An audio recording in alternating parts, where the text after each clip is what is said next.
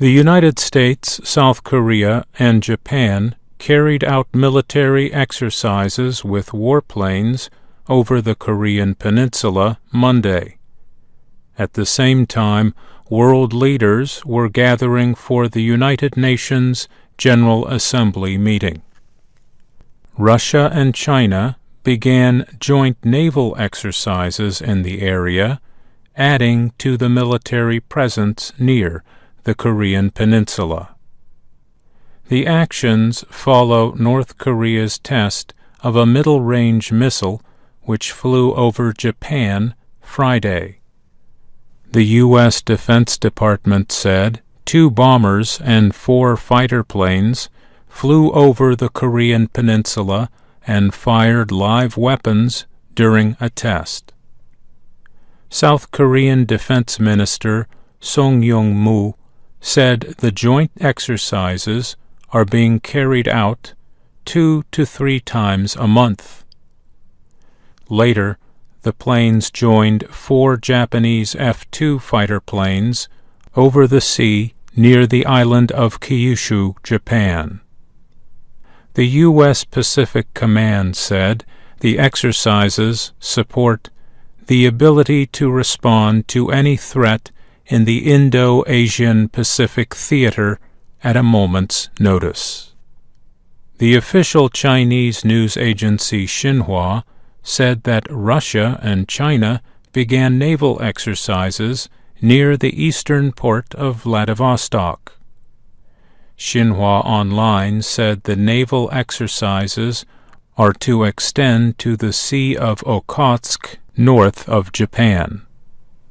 Reuters news service says the joint naval exercises are the second part of related maneuvers between the countries in the Baltic Sea.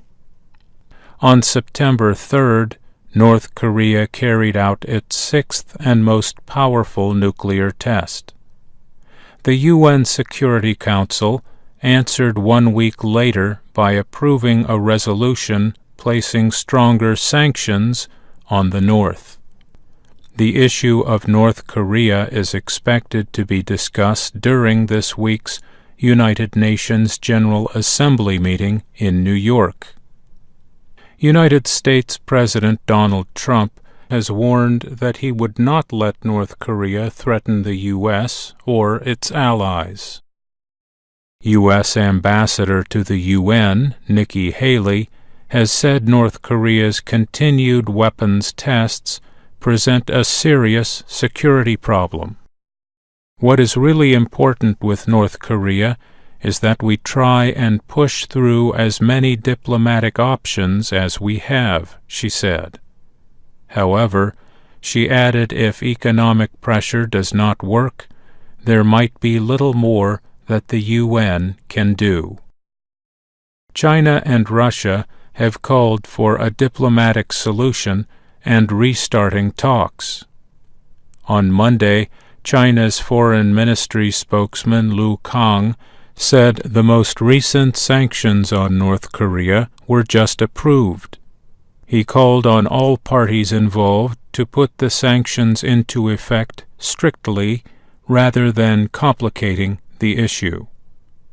Lu added that China supports improved relations between the 2 Koreas. On September 11th, the UN Security Council voted to place stronger restrictions on North Korea. They include limits on North Korea's oil imports and a ban on its exports of clothing products. The sanctions are meant to further pressure North Korea to end its nuclear and long-range missile programs. North Korea denounced the UN resolution, calling it an inhumane act of hostility against its people, system, and government.